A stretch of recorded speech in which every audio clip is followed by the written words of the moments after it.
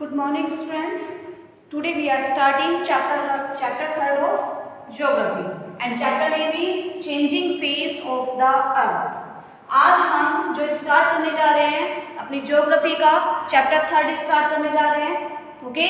और chapter name है changing face of the अर्थ। इस चैप्टर में हम क्या पढ़ेंगे कि जो हमारी अर्थ है, जो लिथोस्फेयर है, उसमें किस तरह के चेंजेस आते हैं और वो चेंजेस किन वजह से आते हैं, कौन कौन से ऐसे फोर्सेस हैं, कौन कौन से ऐसी प्लेट्स हैं जो हमारी अर्थ के इनसाइड पे मूवमेंट्स करती हैं और हमारी अर्थ का फेस क्या हो जाता है, जो हमारी अर्थ है, जो लिथोस्फेयर है, वो चेंज हो जाती है।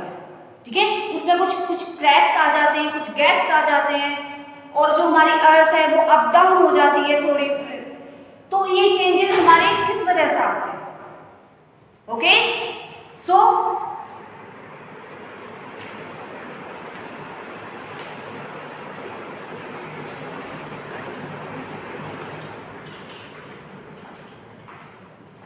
Firstly we will know about lithospheric plates. Lithospheric plates क्या होती है?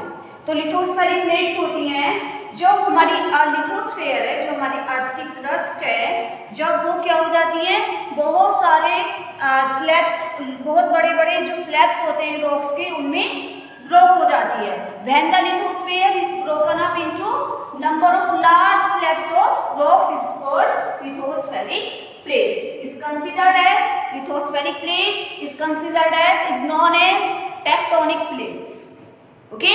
तो अब लिथोस्फेरिक प्लेट्स क्या हैं?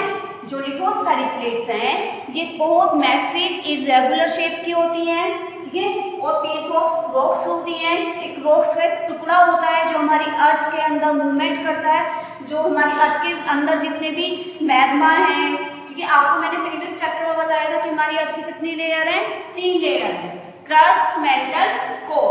तो जो मेंटल है हमारे उसके अर्थ के अंदर जो मैग्मा है वो जो मूवमेंट करता है, तो वो मूवमेंट होने की वजह से जो हमारी अर्थ लिथोस्फेयर है वो चेंज हो जाती है, उसमें कुछ एक्टिविटीज होने लग जाती है।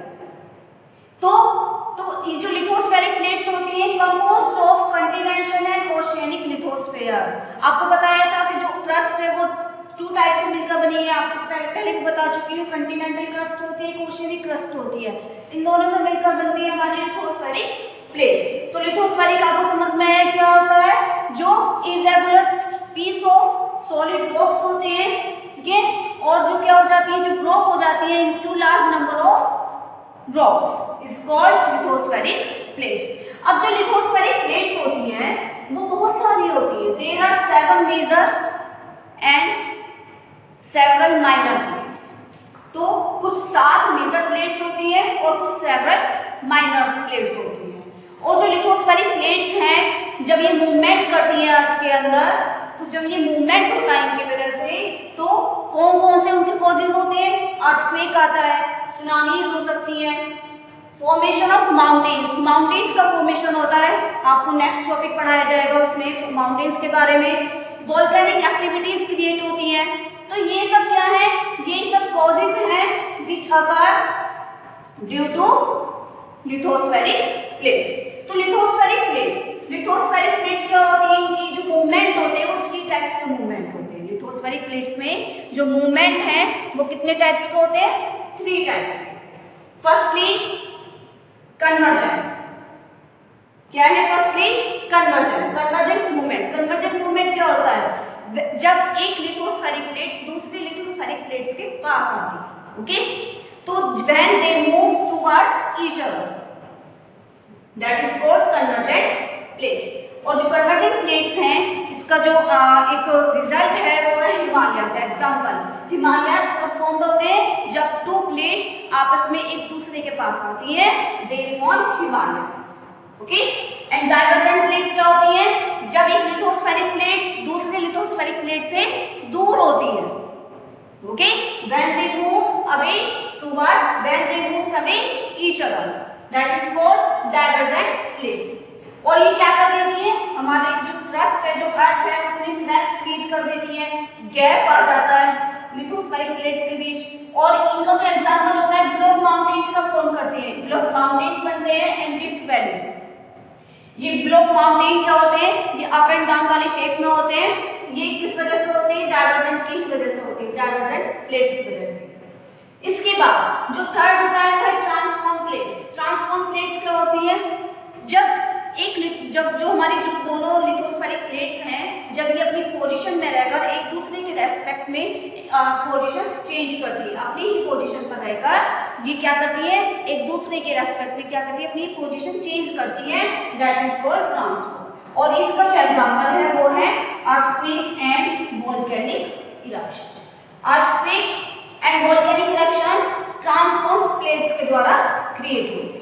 ओके, और ये सब क्या है, हमारी अर्थ के इनसाइड क्रिएट होते हैं। हमारी अर्थ के अंदर कुछ ऐसे मूवमेंट्स होते हैं, जो मैग्मा है, जो मेंटल होता है हमारा, जो हमारी अर्थ के अंदर जो रॉक्स होती हैं, जब वो मेंटल में कन्वर्ट हो जाती है, जो मेंटल है जब वो हमारा मेल्ट हो जाता है, तो वो उसका जो रिजल्ट होता है वो हमारे कहाँ दिखता है, अर्थ की सरफेस। ओके, तो ये है हमारा लिथोस्फेरिक प्लेट। आई होप आपको ये समझ में आया। अब हम जो नेक्स्ट बात करेंगे वो बात करेंगे अपने फोर्सेस की।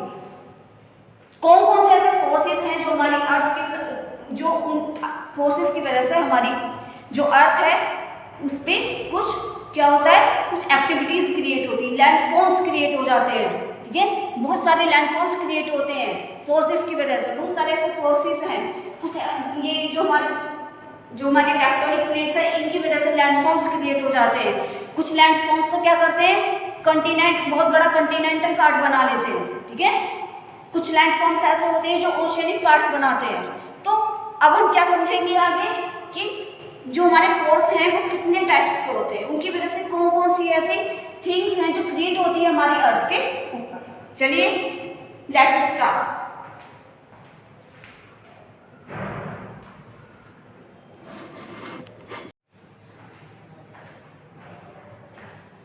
अब हम स्टार्ट करते हैं endogenic and exogenic forces.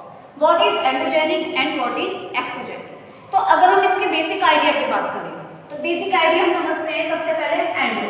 Endo it means inside and exo it means outside. Endo mean होता है inside and exo means outside. अभी इनसाइड आउटसाइड कहाँ के? तो ये होते हैं हमारी अर्थ के। ठीक है, endo, endo plus genic, endo plus genic endogenic and exo plus genic exogenic. Okay, तो अब हम इन टर्म्स को अलग अलग, अगर हम इसको सेपरेट वे में समझें, व्हाट इज एंडोजेनिक फोर्सेस?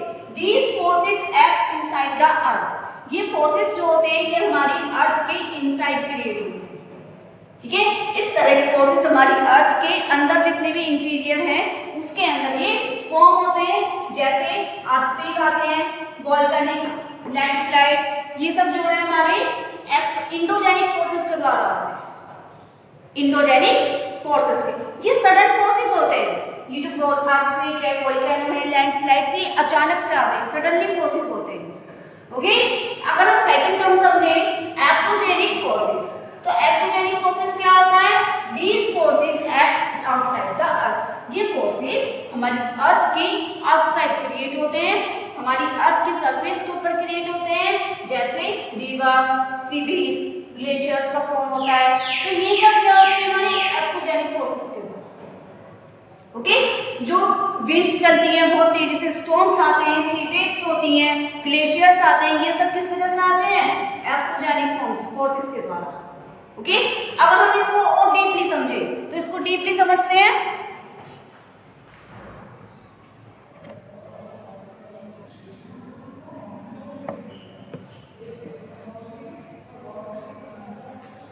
तो चलिए हम बात कर रहे थे एक्सोजेनिक एंड एंडोजेनिक फोर्सेस की। तो जो अब हम इसको और डीपली स्टडी करें, इसको एक चार्ट के माध्यम से मैंने आपको बताया है, तो क्या जो हमारे अर्थ के अंदर जो मूवमेंट होते हैं, जो अर्थ मूवमेंट होते हैं जितने भी, वो दो फोर्सेस के द्वारा होते हैं। First endogenic and exogenic forces. तो endogenic forces and exogenic forces भी, उनमें किस टाइप्स के फोर्सेस हैं तो इसको डिवाइड करते हैं। जैसे हम फर्स्ट, तो एंडोजेनिक जो फोर्सेस होते हैं वो सडन फोर्सेस भी होते हैं और डायस्ट्रोफिक फोर्सेस भी होते हैं। सडन फोर्सेस मीनिंग ऐसे फोर्सेस जो अचानक से क्रिएट होते हैं। ठीक है, कुछ सडन फोर्सेस होते होते हैं जैसे अर्थक्वेक्स, लैंडस्लाइड्स, वोल्केनो, ये एकदम सडनली आते हैं, ये तो है ना, कोई बताकर थोड़ी आते हैं कि आज जैसे तूफान आता है, जैसे अब आंधी आती है तो हमें धीरे धीरे, उससे पहले आंधी जब आती है तो क्या होता है कि पहले हवा चलने लग जाती है, थोड़ी थोड़ी फिर तेज हो जाती है, तो हमें अंदाजा लग जाता है कि हाँ आंधी आने वाली है। लेकिन जो अर्थक्वेक्स होते हैं, लैंडस्लाइड्स होते हैं, जो हमारी लैंड है वो जो बीच में से टूट जाती है, खिसक जाती है, ठीक है, जो वोल्केनोज आते हैं ये सडनली फोर्सेस के द्वारा आते हैं, सडनली होते हैं, ठीक है। एक होते हैं डायस्ट्रॉफिक फोर्सेस, ये कैसे फोर्सेस होते हैं, ये फोर्सेस बहुत स्लो होते हैं, ऐसा नहीं है कि जैसे वोल्केनो आते हैं अचानक से अर्थक्वेक आ गया और बहुत ज्यादा ये अचानक से विजिबल हो जाता है, ये जो फोर्सेस होते हैं ये बहुत सालों लग जाते हैं इन्हें विजिबल होने में, ठीक है। इन फोर्सेस को हम नहीं देख सकते, बहुत स्लो होते हैं, ठीक है, हम इन्हें फील नहीं कर पाते। ये क्या करते हैं, ये माउंटेन्स को बिल्डिंग करते हैं, ये बिल्डिंग माउंटेन्स करते हैं, यानी जो माउंटेन्स होते हैं जैसे फोल्ड माउंटेन्स, ब्लॉक माउंटेन्स, आगे आप पढ़ेंगे, ठीक है, उनका फॉर्मेशन करते हैं। और जो माउंटेन्स होते हैं ये टू टाइप्स के होते हैं, first vertical and second horizontal. Okay, तो जो हमारे हॉरिजॉन्टल माउंटेन्स हैं, हॉरिजॉन्टल, ठीक है, हॉरिजॉन्टल ये क्या होते हैं, इसमें first fold mountain and second fold.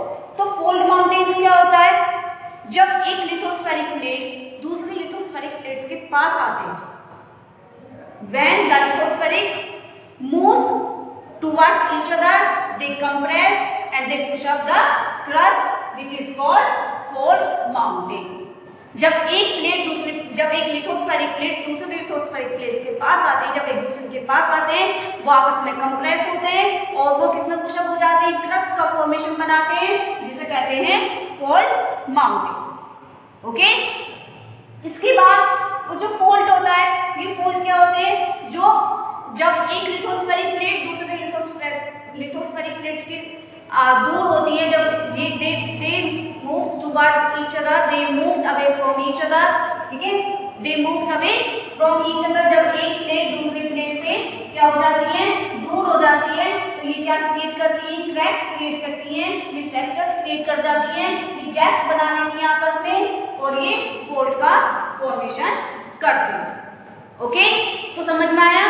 Vertical में क्या है, वर्टिकल क्या होते हैं, वर्टिकल होती है ये कंटिनेंटल एंड जो हमारी कंटिनेंटल पार्ट्स होता है अर्थ का, जो प्लेट्यूज है, ये इनका फॉर्मेशन करती है, इसका प्लेट्यूज का, ठीक है। इसके बाद जो हमारे क्या है कंटिनेंटल पार्ट्स होते हैं, ये इनका फॉर्मेशन करती है, और जो हॉरिजॉन्टल होते हैं वो फोल्ड माउंटेन्स बनाते हैं, फोल्ड का फॉर्मेशन करते हैं। ओके, तो ये क्या है, डायस्ट्रॉफिक फोर्सेस, ये फोर्सेस बहुत स्लो होते हैं और ये क्या होते हैं, अचानक से सडन होते हैं। इसके बाद हम बात करें एक्सोजेनिक फोर्सेस की। एक्सोजेनिक फोर्सेस के क्या क्या इफेक्ट्स होते हैं, ये इरोजनल एंड डिपोजिशनल इफेक्ट्स होते हैं इसके, जैसे मान लीजिए रेनफॉल हो गई अचानक से, ठीक है, तो ये जो सॉइल होती है, जो मिट्टी होती है, उनमें ये क्रैक्स क्रिएट कर जाते हैं, ठीक है, मिट्टी में दरारें आ जाती है, छोटे छोटे पार्टिकल्स में पड़ जाती हैं, ठीक है, और जो नदी जब बहती है तो ये अपने साथ कैरी आउट कर जाते हैं जो पार्टिकल्स होते हैं सैंड्स के, सॉइल्स के, और ये एक जगह डिपॉजिट हो जाते हैं, ठीक है, डिपॉजिट होने के बाद ये एक दूसरे के ऊपर डिपॉजिट हो जाते हैं। तो ये क्या है, इरोजनल एंड डिपोजिशनल इफेक्ट्स, जैसे रिवर्स, विंड्स, सी वेव्स, ग्लेशियर्स, ये इन सब का फॉर्मेशन करते हैं। कौन से फोर्सेस, एक्सोजेनिक फोर्सेस। समझ में आया। तो ये है हमारा एक डीप स्टडी थी about the earth movement. Two movements होते हैं, जब हमने इसको समअप किया आपको समझ में आया, एक्सोजेनिक एंड एंडोजेनिक। एक्सोजेनिक कौन कौन से होते हैं एंड एंडोजेनिक कितने कितने टाइप्स के होते हैं, इनसे कौन कौन से कॉजेज हैं। ओके, अब हम नेक्स्ट बात करते हैं अपने सडन फोर्सेस में अर्थक्वेक्स की। अर्थक्वेक क्या होता है, कैसे क्रिएट होता है, क्या क्या इसके जो हमारी अर्थ है उसमें क्या क्या इसका नुकसान होता है इस वजह से, तो अब हम इसको स्टडी करते हैं। तो चलिए स्टार्ट।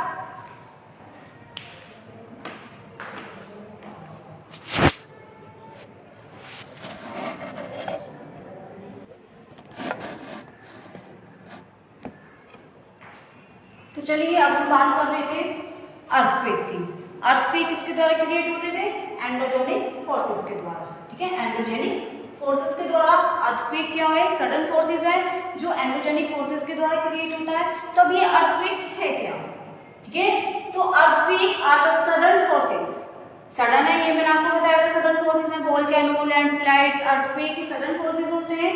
ठीक है, एक ऐसी वाइब्रेशंस है जो हमारी अर्थ की क्रस्ट पर एकदम से क्या होती है? क्रिएट होती है। ओके, दूसरा, ये जो अर्थक्वेक्स होते हैं, ये जो मूवमेंट्स होते हैं, ये एनोमोलियस एनर्जी को प्रोड्यूस करते हैं।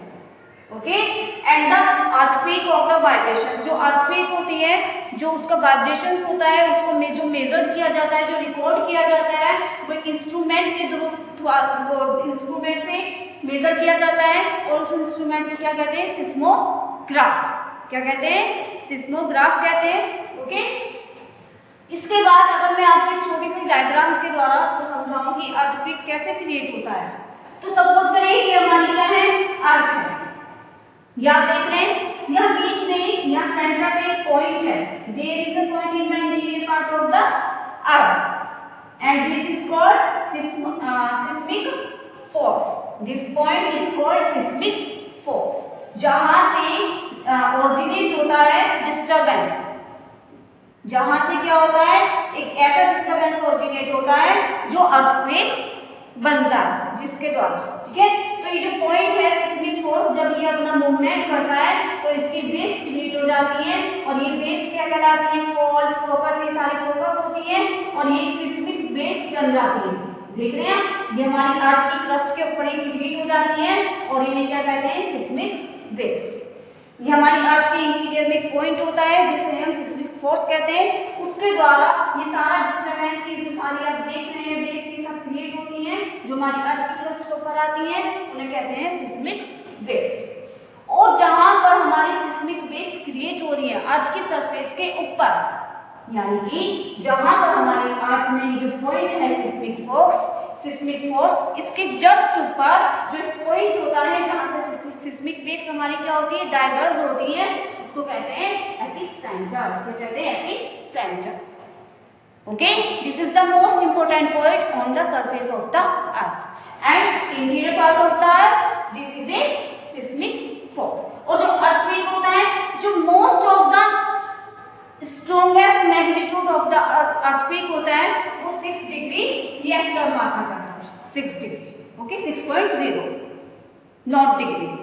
ओके, आपने देखा भी होगा जो 2004 में जो हमारा अर्थक्वेक आया था इंडियन ओशन में नियर द सुमात्रा। ओके, वो भी बहुत क्या था? बहुत एक लार्ज, जिसे कहते हैं लार्ज अर्थक्वेक था। बहुत ज्यादा एकदम सडनली आया था, जिसमें मिलियंस पीपल्स की डेथ हो गई थी, बहुत सारी प्रॉपर्टी, सब बिल्डिंग सब डैमेज हो गई थी। ओके, और ये भी कहा जाता है कि जो जापान है, जापान में जापान को सबसे ज्यादा अर्थक्वेक कौन कहा गया है? जापान को। ठीक है, क्या है? तो Japan is one of the most earthquake prone, okay, in the world. और तो अर्थक्वेक के बारे में समझ में आया क्या है? ये एक ऐसा फोर्स है जो अचानक क्रिएट होता है और हमारी ये जो सिस्मिक फोर्स के द्वारा क्रिएट होता है, पॉइंट होता है जो अपनी वेव्स को क्रिएट करता है अर्थ के सरफेस के ऊपर। ठीक है, और इससे सारा डिस्टरबेंस ओरिजिनेट होता है, जिसे हम अर्थक्वेक कहते हैं। ये एंडोजेनिक फोर्सेस के द्वारा क्रिएट होता है। ठीक है, जितने भी एंडोजेनिक फोर्सेस होते हैं। दूसरा, इसकी जो जो प्रोड्यूस करते हैं, कौन सी एनर्जी करते हैं? एनोमोलियस एनर्जी को प्रोड्यूस करते हैं। और इसकी जो वाइब्रेशंस होती है, इसको जो नापा जाता है, मेजर किया जाता है, उसको एक इंस्ट्रूमेंट के थ्रू मेजर किया जाता है, वो है सिस्मोग्राफ के थ्रू। ओके, और जो सबसे स्ट्रॉन्ग मैग्नीट्यूड है अर्थक्वेक का वो है 6.0। ओके, एक जगह है वाल्विया, कौन सी है? वाल्विया। ओके, वहां पे सबसे ज्यादा स्ट्रॉन्गेस्ट पावरफुल, सबसे ज्यादा स्ट्रॉन्गर तो सबसे ज्यादा पावरफुल अर्थक्वेक मेजर किया गया था 9.0, सबसे ज्यादा हाईएस्ट आया था। ओके, समझ में आया? तो ये था आपका अर्थक्वेक का एक छोटा सा कंसेप्ट जो आपको समझ में आएगा। आप अपने एसएसटी के बुक देखिए, उसके बुक के थ्रू देखिए। Okay, good bye, take care. अब हम जो आगे पढ़ेंगे, आगे भी बता देती हूँ, आगे हम पढ़ेंगे माउंटेन्स, कि माउंटेन्स वोल्केनोस कैसे क्रिएट होते हैं। ओके, फर्स्ट हमने पढ़ा था अर्थक्वेक, अब हम सेकंड पढ़ेंगे पढ़ेंगे वोल्केनोज कैसे क्रिएट होते हैं। So watch this video carefully. Good bye, thank you.